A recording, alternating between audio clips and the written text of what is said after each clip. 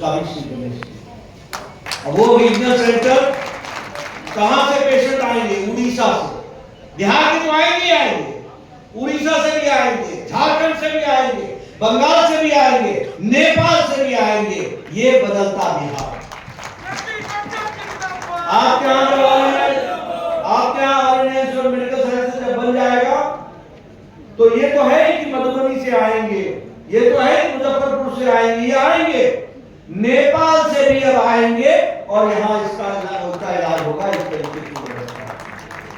इसलिए मित्रों, अब आप देखिए, मैं कल भागलपुर गया, वहां मैंने इसी तरीके की बिल्डिंग का एक्सपीरियंस किया। शाम को मैं गया, आज दरभंगा आया हूं, अब मैं मुजफ्फरपुर जाऊंगा। और पटना की मैं सुबह था, 5462 बेड का हॉस्पिटल, दुनिया का दूसरे नंबर का हॉस्पिटल अब पीएमसीएच बन रहा है, दूसरे नंबर का है। इससे विकास की एक नई कहानी लिखी जा रही है मोदी जी के नेतृत्व में और नीतीश कुमार जी के दक्ष प्रशासक के रूप में हम उसको पूरा करेंगे और इसी तरीके से विकास के नए आयाम को देंगे। मैं किसी के बारे में बुराई नहीं करना चाहता, लेकिन मुझे एक पत्थर दिखा दो जो दूसरों के द्वारा लगाया गया। एक पत्थर दिखा दो। सिर्फ राजनीति करना। आपको वो दिन बिहार का याद है ना, जब शाम को 5 बजे के बाद घर से निकलना मुश्किल था। आपको वो दिन याद है ना, जब डॉक्टर का अपहरण होता था। आपको वो दिन याद है ना, जब अपहरण एक तरीके का उद्योग बन गया था और मंत्रियों के घरों में चोरी की हुई गाड़ियां मिलती थी।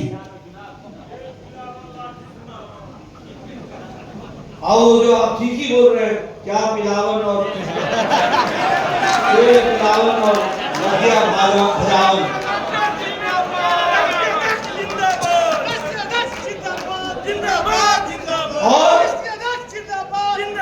और अब देखो Bihar 5 super speciality block, regional ophthalmic institute, आज All India Institute of Medical Sciences अकेला राज्य है जिसको एक नहीं 2 मिले हैं, 2 उत्तर बिहार के लिए अलग, दक्षिण बिहार के लिए अलग।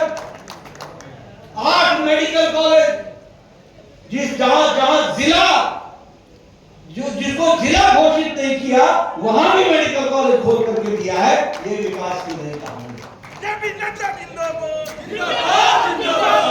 और मैं एक बात और बता दूं, मैं संजय झा जी से डिस्कस कर रहा था। मैंने कहा देखो, बिहार के सामर्थ्य के बारे में हमें कभी प्रश्न नहीं खड़ा करना। बिहार का सामर्थ्य कितना है। रामनगर लोहिया हॉस्पिटल में जाओ, अगर 10 सीनियर रेजिडेंट होंगे तो उसमें से आपको 5 बिहार के मिल जाएंगे। आप सफदरजंग में जाओ, अगर आप 15 जूनियर रेजिडेंट को ढूंढोगे तो उसमें से 8 बिहार के मिल जाएंगे। इससे बिहार के सामर्थ्य में कमी नहीं है, सुविधा नहीं। अब ये लोग को दिल्ली नहीं जाना पड़ेगा। अब पीजी की कोर्सेज ये सुपर स्पेशलिटी ब्लॉक में, न्यूरो सर्जरी में, नियोनेटोलॉजी में, नेफ्रोलॉजी में, इन सब में अब यहाँ पर पोस्ट ग्रेजुएट की स्टूडेंट्स भी आएंगे, सीनियर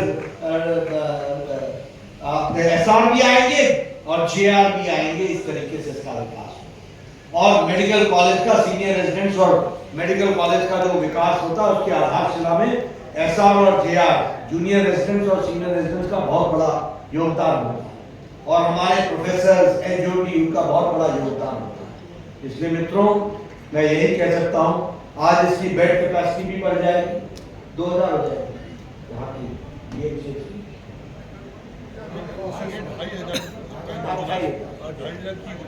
2500 की योजना है, 2500 बेड के पास। बोलो दरभंगा बदलेगा कि नहीं बदलेगा?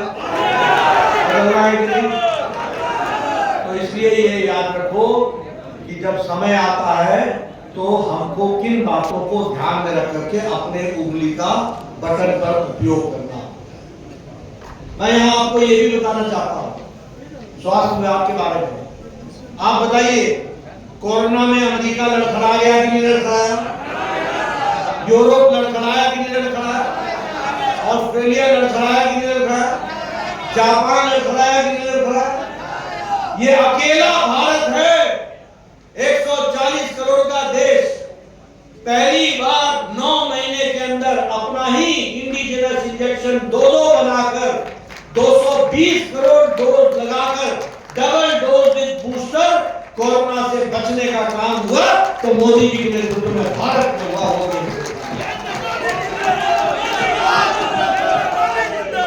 और 100 देशों को हमने अपनी वैक्सीन पहुंचाई और वैक्सीन मैत्री ने 48 देशों को वैक्सीन मुफ्त में पहुंचाई। अब आपसे मैं पूछता हूं, यही भारत मांगने वाला भारत था ना, आज भारत देने वाला भारत बन गया। ये भी हमको और इसीलिए हम आपको जहां ये तोहफा दे रहे हैं, मैंने आज जमीन का निरीक्षण किया है, बहुत जल्दी हम उस कार्य को करेंगे पूरा। और प्रधानमंत्री जी के मन में ये इच्छा है कि एम्स जल्द से जल्द वहां पर स्थापित हो, तो उसके लिए हम प्रयासरत हैं और हम पूरी ताकत से करेंगे। आयुष्मान भारत, आज आप देखिए सारी दुनिया की इकोनॉमी लड़खड़ा रही है कि नहीं लड़खड़ा रही है? अमेरिका की इकोनॉमी लड़खड़ा रही है कि नहीं? रशिया की लड़खड़ा रही है कि नहीं? तो क्या कोरोना के चपेट भारत को नहीं पड़ी थी क्या? क्या यूक्रेन युद्ध का असर हमको नहीं पड़ रहा है क्या? पड़ा है। लेकिन मोदी जी की नीतियों ने आज दुनिया में अगर